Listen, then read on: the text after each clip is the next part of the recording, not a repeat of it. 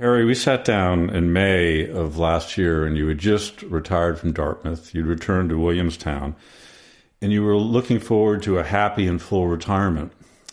Then your life took an abrupt turn in September, and I wanted to talk to you about that. So you can explain what happened and when it happened. Sure. Thanks, Gordon. And I'm still expecting a happy and full retirement under somewhat different circumstances. So if we go back to September, actually go back to the summer, I just didn't feel well all summer, just kind of off. Nothing major as far as I could tell, but just not feeling well. And then a week before September 2nd, I was on the golf course and I just felt horrible. And so I came home that night and said to Connie, we were supposed to go to a cookout. I said, honey, you go. I just don't feel well. So another week went by and I played golf again the following Wednesday. And then that night I had just had incredible trouble breathing, getting my breath. I felt like a fish out of water, couldn't ever feel like I was getting enough oxygen, and made it through the night. I came downstairs the next morning at 7 with Connie, and I was gassed coming down the stairs. And I said to her, something's wrong, honey. We got to go to the hospital. So we got in the car and we drove to Southern Vermont Medical Center, 15, 20 minutes away. And they hooked me up to all kinds of machinery and said, Mr. Sheehy, you've had a massive heart attack and we need to get you out of here. We need to get you to either Dartmouth Hitchcock or St. Peter's in Albany or Albany Med. So we chose St. Peter's just because we had known it was a heart specialty hospital. And when we got there, they took me right to the cath lab, put a balloon catheter in my hip, and then I was on the operating table for 7.5 hours, had multiple transfusions, and had triple bypass surgery, emergency triple bypass surgery. So then the actual curveball, Gordon, was that when I woke up, I was blind. Couldn't see out of my left eye at all and have very limited vision in my right eye. So we spent 2 weeks at St. Peter's, then another 10 days at the Berkshire Medical Center Rehab Hospital, and then came home September 20-something, 23rd, somewhere in there. And then we began a new journey. Yeah, and what seemed unusual to me is that the blindness that occurred as a result of the heart attack, and I just wondered, how did you react specifically to finding out that you couldn't see well? Well, it was shocking. I mean, shocking. I didn't imagine it for a minute that would be one of the results of the operation. But it seems like evidently I had a stroke on the table, and that can affect sight, which it did with me. But it was an absolute crushing occurrence. It's just, when you wake up one morning and you have sight, and then you wake up the next morning you don't have sight, that's a pretty big life adjustment, and it certainly has been for me. But I've got a really good partner to go through this with, and so Connie's been spectacular. But it was, there are a lot of days when you sit up and go, why did this happen? How come this happened? And it's difficult. My life has changed. I can't drive. I can't read. I can't write right now. And so as we become more and more adept at the changes that this life has required, the new life has required, hopefully reading and writing and some of those things will come back into play. So Connie is essentially serving as your eyes. Yes. Now, some would say that was always the case. I think probably more than not it was true. But now, and I will tell you, it was really hard on Connie because when I came home, she had to be by me 24/7 because we weren't sure how I would navigate the house, the stairs, the shower, all those different things. And so I've spent the last several weeks trying to take stuff off her plate by becoming more independent. And one morning we woke up and I said to her, I didn't sleep real well, honey. Why don't you let me try to sleep and you go down the hall and shower in the guest bathroom and I'll stay in bed for a while. Well, this had all come on the heels of her not allowing me to shower without her, basically standing outside my shower with a large butterfly net, hoping that I wouldn't fall through the curtains. And I said to her, Connie, I'm positive I can stand up and shower because they had me on this little seat, one of those little shower seats. So I waited till I heard the water start, and then I hopped out of bed. Well, I don't hop out of bed anymore, but I got out of bed, made it to the shower, and showered, and was dried off by the time she came back. I said, okay, there's number one off your plate. I can do this. And so that same thing has happened in the kitchen and around our property and our house. And so I'm just trying to relieve her of some of this stuff so that she actually wants to be with me. Well, full disclosure, when I got up this morning, you cooked the scrambled eggs. Yes. You were not going to let me do that, and you wanted to make sure that you cook breakfast. Yeah, I have to do. Connie will, as she is my eyes, she will wait on me if I need a glass of water. And I finally said to her a couple weeks ago, you just have to tell me to get off my fat rear end and to get my own water, or to get a cup of diet ginger ale, or to make breakfast, or to make lunch, or to go upstairs and get an item that I've left. And she's getting a little bit better at that, but she really needs to do that because, again, I need to start to expand the things that I do for myself. Your classmates will want to know this, and if you're comfortable with sharing, what's your health like today? It's good. The heart is great. I cardiac rehab is so upbeat. And so 2 quick kind of funny stories. The first story is I have very limited sight, and I was on a recumbent bike, and I'm looking around the room, and they can only have 4 people in the cardiac rehab room at a time because of COVID. And I looked around and I studied the people that were in there with me as closely as I could. And when Connie and I got in the car, I said to her, Connie, I really feel like I'm at the head of this class. And so she was really amazing. And then I had one of the key people on the floor with you. So they hook you up to a heart monitor. There's a nurse watching your heart rate and your heartbeat and whether or not you're in rhythm that you should be, which I haven't been since the surgery. I've been in a flutter. But it doesn't stop me from working out. So my first session was 30 minutes, and it was 15 minutes on a recumbent bike at a very low resistance, and then 15 minutes on the treadmill. So I got off, and I said to Mary, who was the exercise person on the floor, I said, Mary, I'm just going to be honest with you. I could have done that workout while I was having the heart attack.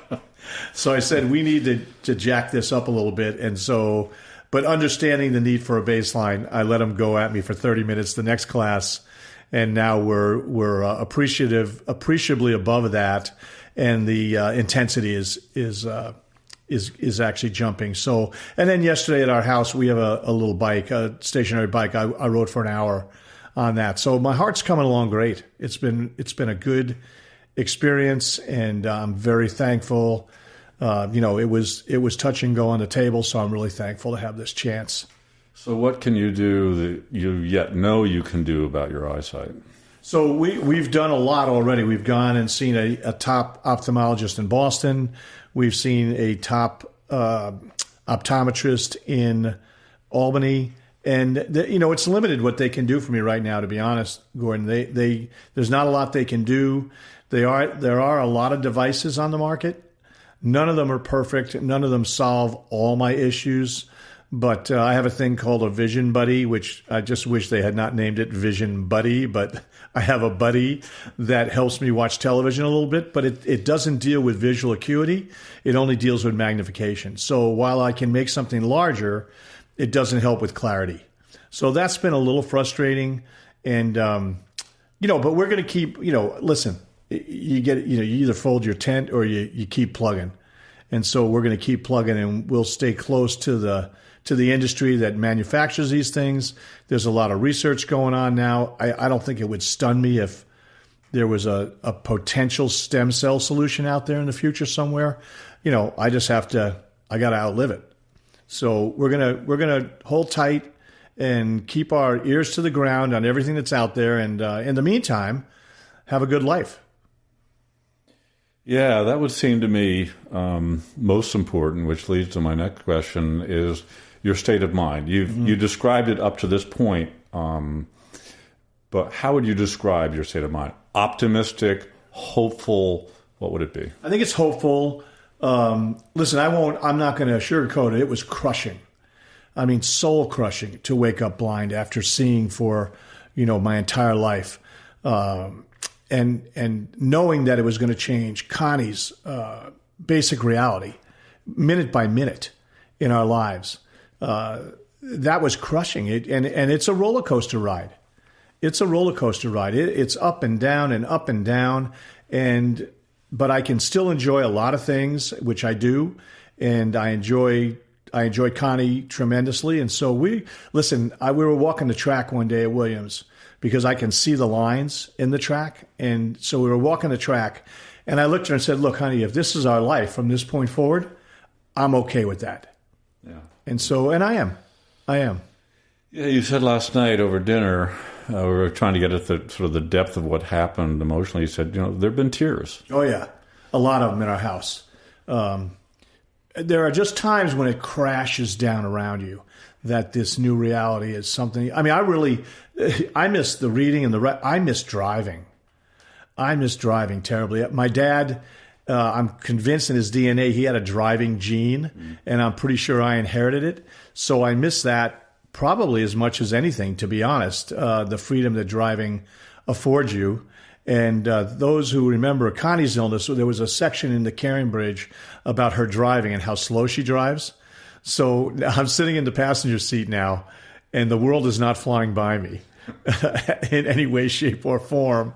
But I'm thankful that she's a good driver and willing to do the things that it takes for me to get to places. Well, there may be some ways of coping. I'm thinking at least you have books on tape, yes, which I listen to a lot. So that would be one thing. On the other hand, I don't know the answer to golf and driving. Yes, I agree. I don't, Connie's convinced I'll play golf again. I wasn't very good anyway, so who knows? Maybe I'll be better. I don't know. But those things are harder for me to envision and to imagine. But the piece about enjoying life, we're sitting here on a Saturday morning, and I was just sitting in front of the television watching College Game Day, and Connie's reading me off the list of games that are on. I'm excited to sit in front of the television and watch and listen. I don't see clearly, but I can get a pretty good idea of what's going on. And I went to Williams' homecoming victory over Wesleyan a couple of weeks back, and so it's really there's still a lot of things to enjoy. Yeah, I mean, I think you've mentioned it before, but I get a real strong sense of your sense of gratitude. I mean, you're back here in your home. Other than your heart and your eyesight, you are a healthy person. Yep. You have Connie and you have your friends. So yes. Gratitude seems to play a big part of your life. It really does. And I'll tell you a funny thing. I had heard a speaker speak, and one of the things this particular speaker shared was that it was really a positive thing in your life to keep a gratitude journal. So I had started to do that just before, a month before the heart attack. And I had so much to be grateful for. Now, some of those things have gone away, but they they all haven't gone away. And gratitude's a much healthier way to live, quite honestly. I mean, to be selfish about it, gratitude, I think, keeps you healthier, quite honestly, because what's inside us that churns and burns and has all this negative effect on our health and our friendships and our family, I really don't want that in my life. I'd rather be grateful. And, it's not hard to be grateful. You just have to really think about what you have. Like, what if I didn't have Connie? What would my life be like? Like, I'm pretty darn grateful that I have a partner in life that is willing to go the extra mile with me now and is willing to continue to spend time with me and have fun with me and all those things, and to be able to talk about substantive life things with a person that matters the most to you in life. So I have a ton to be grateful for, not the least of which is that we're here talking on a Saturday morning, and Connie could literally be sitting in the other house as a widow. Right. So there's plenty to be grateful for. Yeah, and you could have easily died. Yes. Yep, no question. They one of the real problems was they had put me on a pretty heavy anticoagulant at Southern Vermont. And normally when they would give you that anticoagulant, if they decided they need to operate, they would wait a week for it to flush out of your system. Well, we didn't have that luxury. If they didn't operate on me right away, I was going to be dead. So that piece of it, I mean, I'm very grateful to the surgeons who basically kept me alive, and several transfusions. And I woke up, I had such blood loss that I woke up anemic. It took me the better part of 6 weeks to get my red platelets back up to the count where they should be. So, that there was a lot, my body went through a lot. And, when they crack you open and they spread your ribs apart, that's not an easy thing to come back from. But I tell you, it's if the vision problem wasn't there, I'd feel like, I've got the world, on a string. The vision piece has been the curveball. Yeah. How's Connie doing? Well, I think she's doing okay. It's been very stressful on her.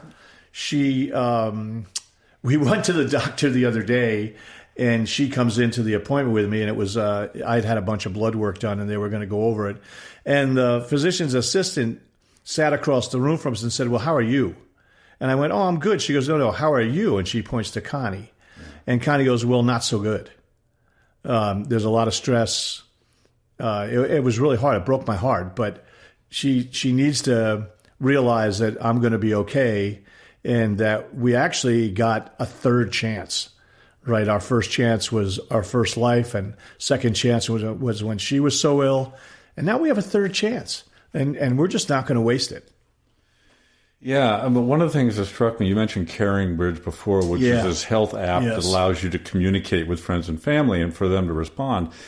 And so when Connie was ill, you were communicating to the world about her. Now you're ill, and she's communicating to the world about you, and the juxtaposition struck me. Yeah, the irony is not lost on me there, Gordon. But what a wonderful thing Caring Bridge is, to allow people to remain a part of your life and to encourage people. I mean, that our Williams community has been an incredibly powerful good in our lives in general. But during these two times of Connie's illness and then my illness, the community has been, they've been spectacular. The number of times that I've been on a roller coaster ride and then we get a note or a card or a text, I can't even tell you. It's almost been magic.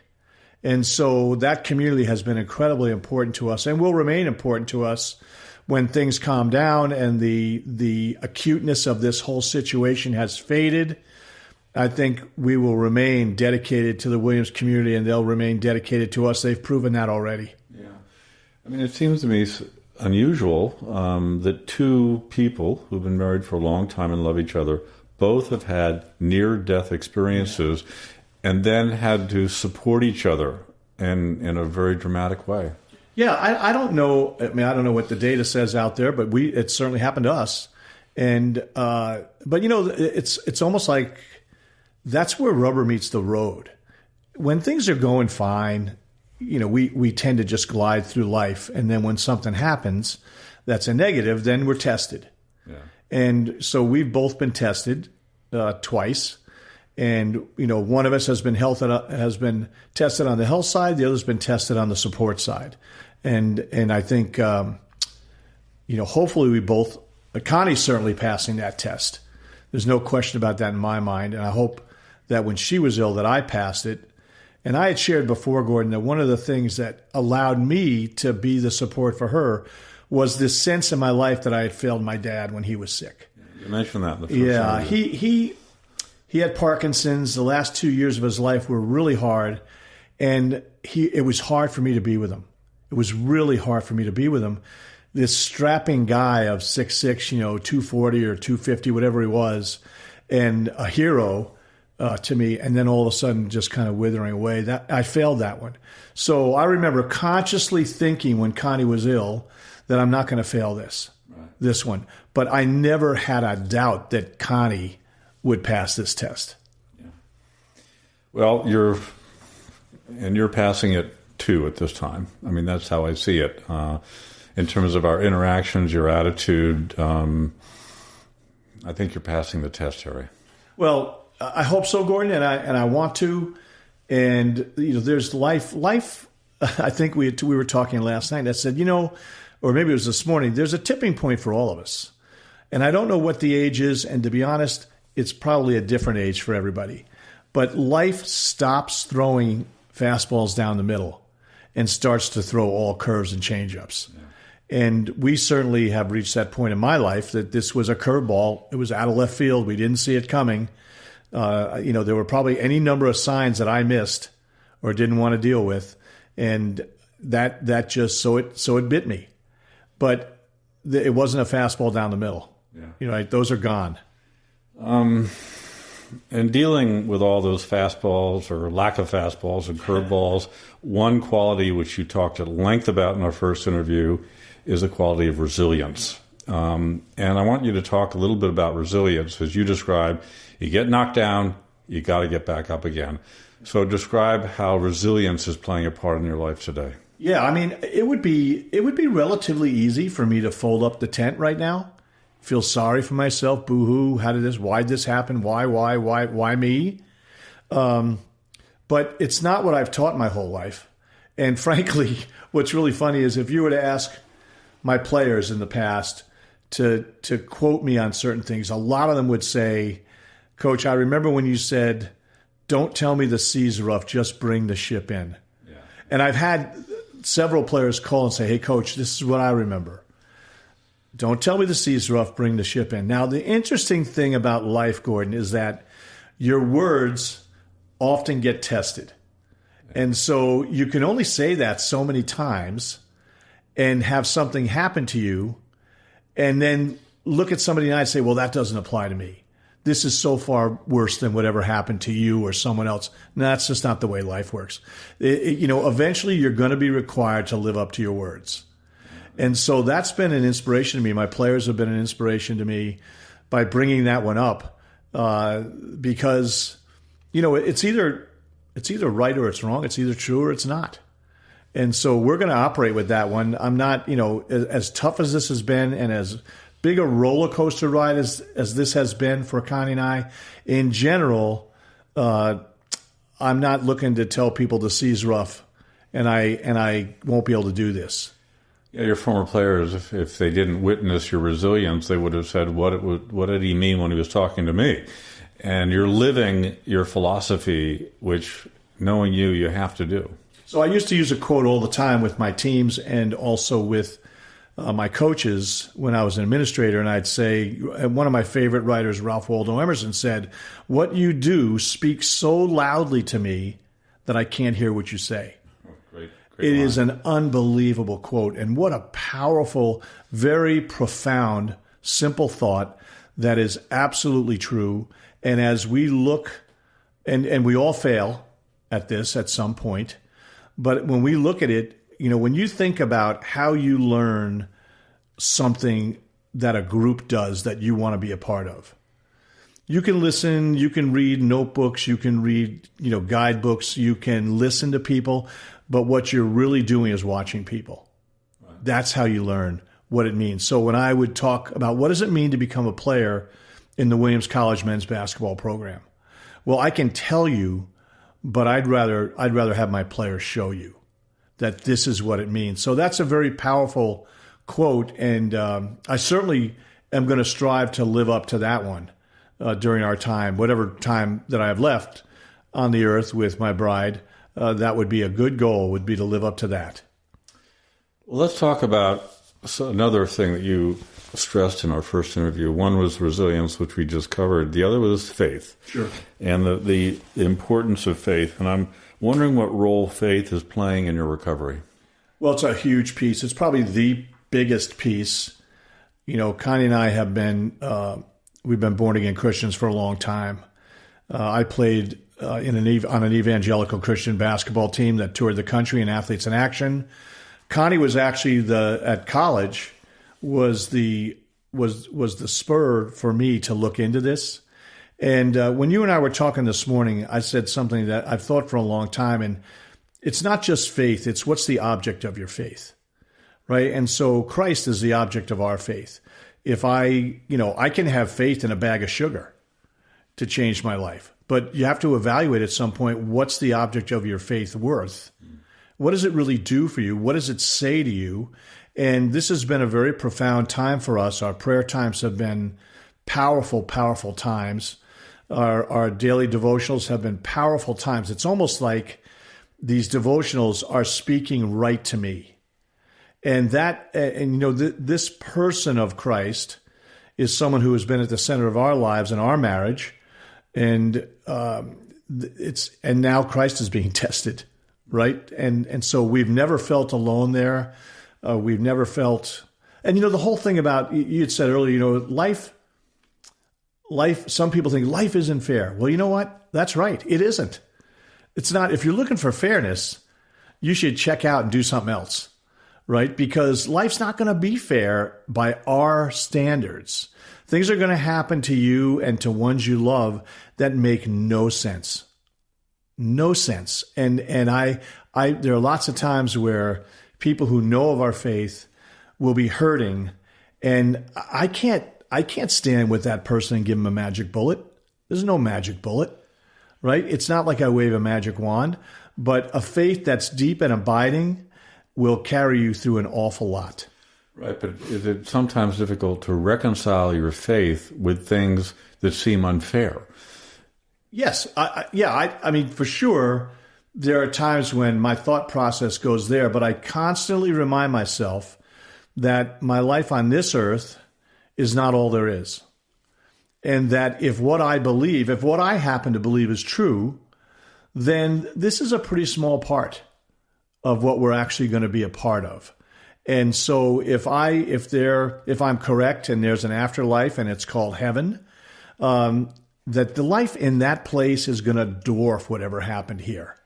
And I believe that with all my heart. And if I'm right, I'm right. If I'm wrong, then I lived a life of purpose and meaning. And so we'll see. I mean, we're all going to know someday, right? We're all going to know. Has your relationship to your faith changed? And the reason I'm asking that is, Connie said that your relationship had gotten stronger in many ways. Yeah. Has your relationship with your faith gotten stronger?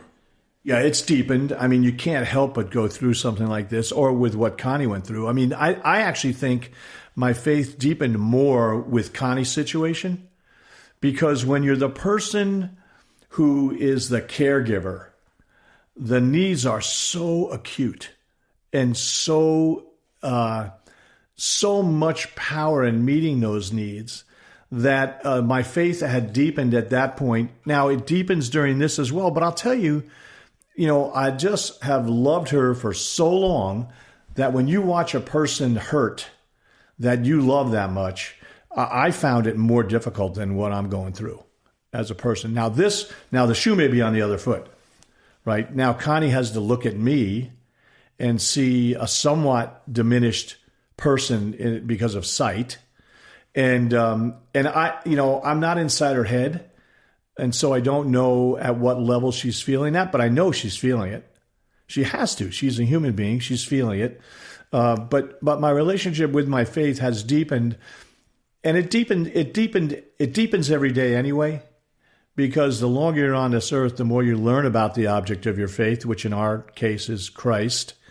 And the more you learn about that person, the deeper your faith becomes, particularly as you see your faith work out in your life. Right? So if I look at my life and I kind of go, well, let's just trace the steps of my life. And I trace these steps of growing up in New York, divorced parents, end up at Williams, have a great experience there, get to play for 8 years with Athletes in Action, get the dream job of my life as the basketball coach at Williams, become the athletic director at the school I love, have an opportunity to run a Division I program at Dartmouth College. That's magic. Like, I would sign on the dotted line when I was 10, right? To live that life. Yeah. So, these things and stuff's just going to happen. It's going to happen. It's, people have asked me, well, how do you feel like, was there a mistake in your surgery? And you know what? I think the surgeon saved my life. Right? I really believe the surgeon saved my life, and that if I hadn't gotten there when I got there, and I'll tell you, they gave me 3 choices, right? One of them was Dartmouth Hitchcock. Now, obviously, we know a lot of people in Dartmouth. Connie would have had a place to stay. We have a community there that would have supported us. And then Albany Med and St. Peter's, and the doctor looked at me and said, Harry, I'm just going to be honest with you, DHMC is too long a drive. You may not make it. You may not make it. Yeah. And so, it was pretty strong code. And so Connie said to me, we're going to St. Peter's. So the next thing I knew, within 20 minutes, I was in an ambulance and heading to St. Peter's. Get to St. Peter's, I'm in the cath lab, and then I'm right on the table. Right. And then 7.5 hours later, I'm intubated for the next 24 hours and then wake up and had the vision situation.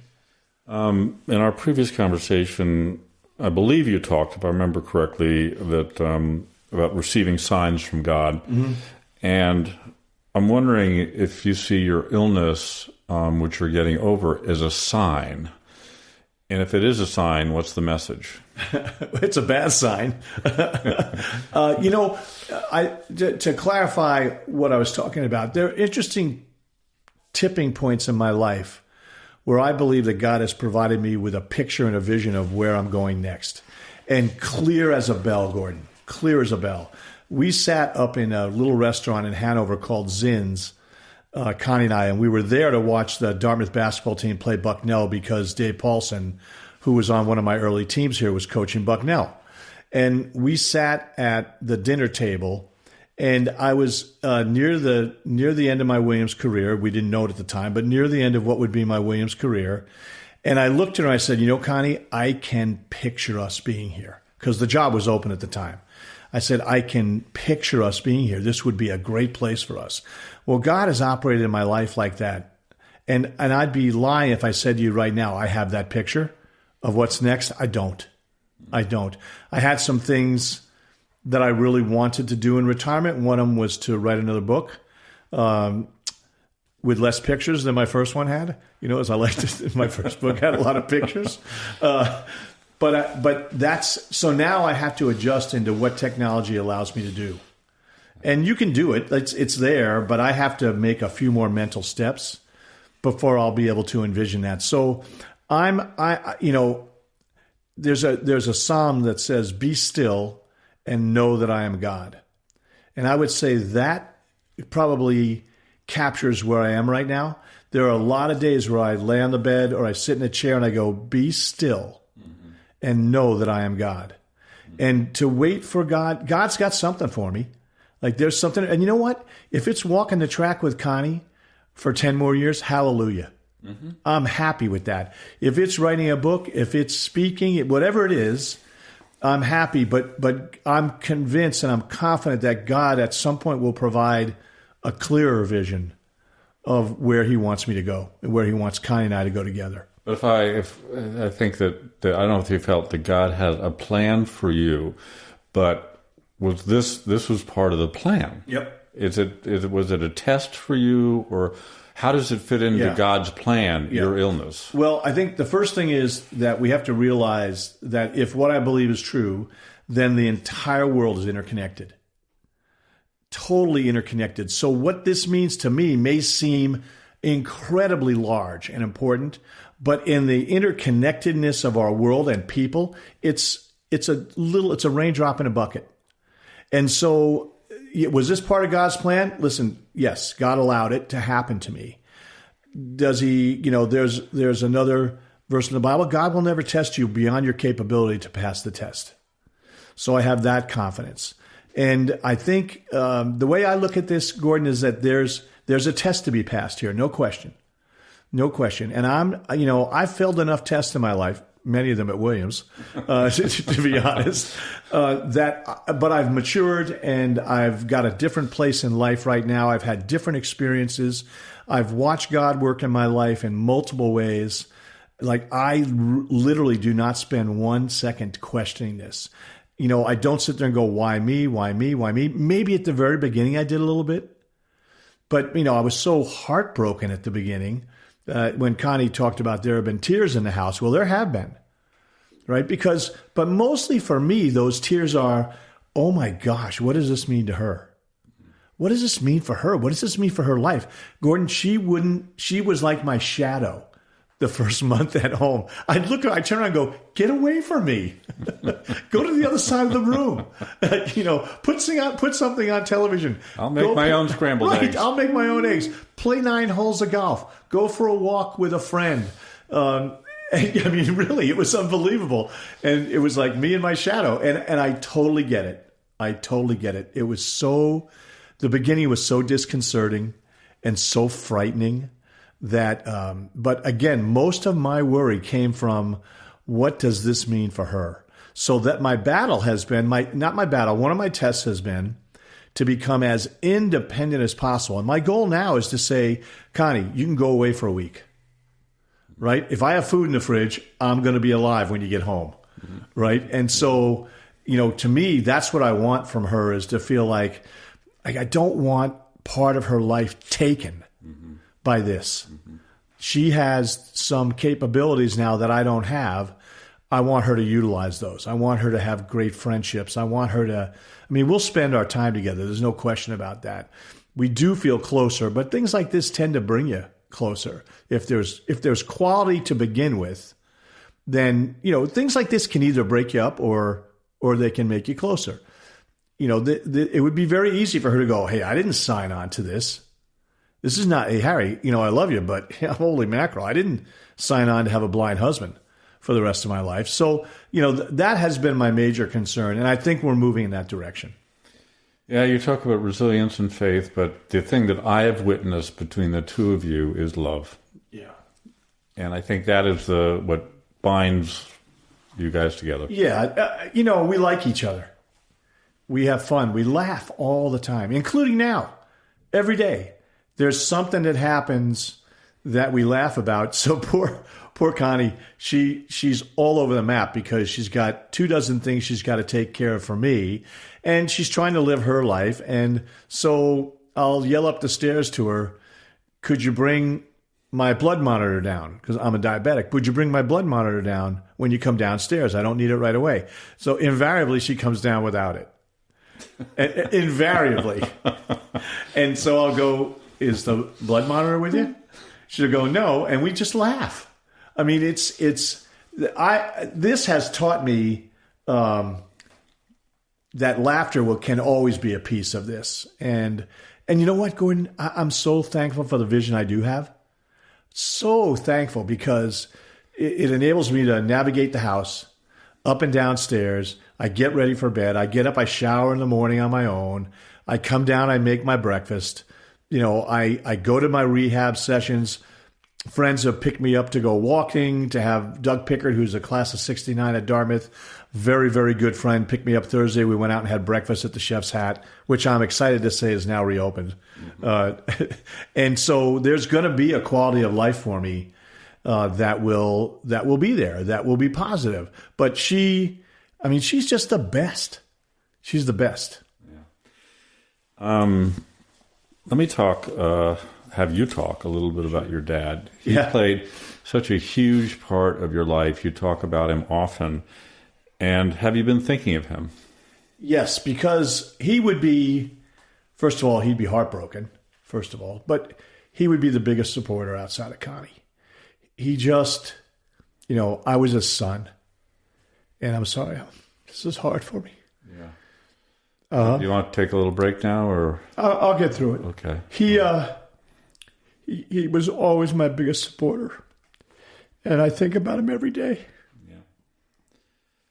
I'll let you gather your thoughts and maybe draw out the question a little bit. But I'm wondering, if he was here today, what would he be saying to you? Well, Dad might not have been a man of faith, but he would have said, don't tell me the sea's rough. Just bring the ship in. He would have. Yeah. Dad went through some really tough times, and I watched him go through those, and I watched him come out on the other side of them, including a real battle with Parkinson's, which is, Parkinson's is a bear. We eventually lost him to Parkinson's. But, yeah, he'd have been fine. He'd have been, I don't get it, Harry. He would have asked all those questions that I'm not going into depth on, the things I don't bother asking, because, I can ask why. I can tell you right now, I'm not getting an answer. Yeah. I won't know. I don't know why. Yeah. Now, in the fullness of time, maybe I'll know why. Yeah, I think my sense is, from your relationship, the guy who told you in terms of free throws, they're called free throws, right? He had a message that somehow he would have been gently and lovingly pushing you to get better. No question, including not giving up on anything. Right. So technology, 2 years from now, I could have a pair of glasses that help me see. Acuity-wise and distance-wise, they could be there. And so that's the hope I live with every day. But that would have been him. He was an optimist who life kind of kicked the crap out of sometimes. But he remained an optimist. That's a huge lesson. It was a huge lesson for me growing up. He always believed the best in me. You remember we had one rule in our lives, and that was when he would let me out of the car, somebody would go, "What's our rule?" And I'd say, "Don't make an ass out of myself." And he goes, "That's right. I'll see you at 1 o'clock. Yeah, exactly. Well, the love that he provided you and Connie provided you, and that your classmates feel for you, because I've talked to some of them, I know that is a tremendous support, because everyone is pulling for you. And if they were here in my chair today looking at you, you look great, you look healthy, and your optimism is very, very apparent. Yeah, well, it's funny because people, if you remember, my playing weight was about 178. I was a stick. And, the old 2 pounds per year catches up to you. And I've lost almost 40 pounds now. It's actually funny because almost everyone that comes in goes, "Oh, my God." I don't know what they're expecting, Gordon. But when they see me, they go, "Oh, my gosh, you look great." And so I turned to Connie and said, "I must have been a bag of crap. I must have been horrible to look at." And so we get laughing about that. But this has been, so the challenge for me is every day I wake up, I want my heart to be a little stronger when I get in bed. So, they recommend 150 minutes of cardiovascular at a minimum. I'm doing probably 250 for the week, each week. And so that's a pretty good challenge for me at my age. That's just to say, I'm going to make my ticker everything it can be. And I'm going to be strong, and I'm going to be healthy, and I'm going to be fit. And the other day, I put on a pair of pants and almost fell to my ankles without a belt. I went, "Hey, God, you need to come look at this." And so things like that, it's Connie said, "Well, we're going to have to buy a whole new wardrobe." I go, "No, I'll stop losing before that."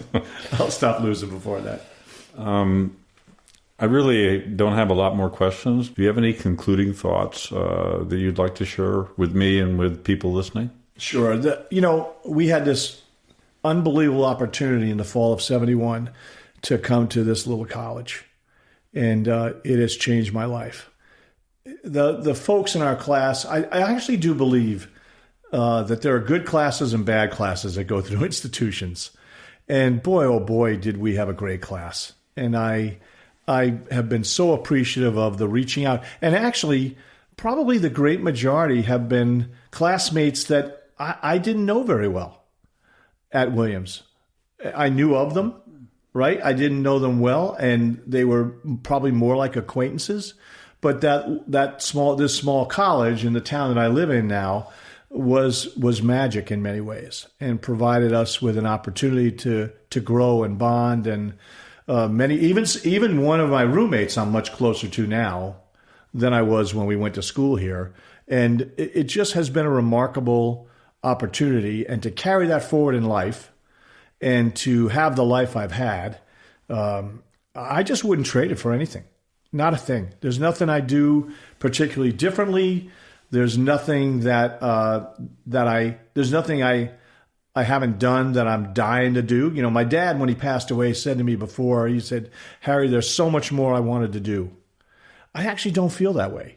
I feel like God has blessed me with a life where I got to do all the things I wanted to do in terms of playing and traveling and coaching and being the athletic director at this college that we love. There's nothing there. I just can't imagine a better life. And so, this is a speed bump for me. Sometimes it looks like a wall. Sometimes it looks like a speed bump, but basically it's a speed bump. And we're going to carve out the next section of our lives in as an aggressive manner as we can, with hope and optimism. And I get to do it with a gal that I've loved. forever. I can't think of a better end to this interview. So, Harry, we're going to leave it there. I thank you for doing this. I know your classmates thank you for doing this, and we wish you the absolute best. And thank you, Gordon. This has been a blast.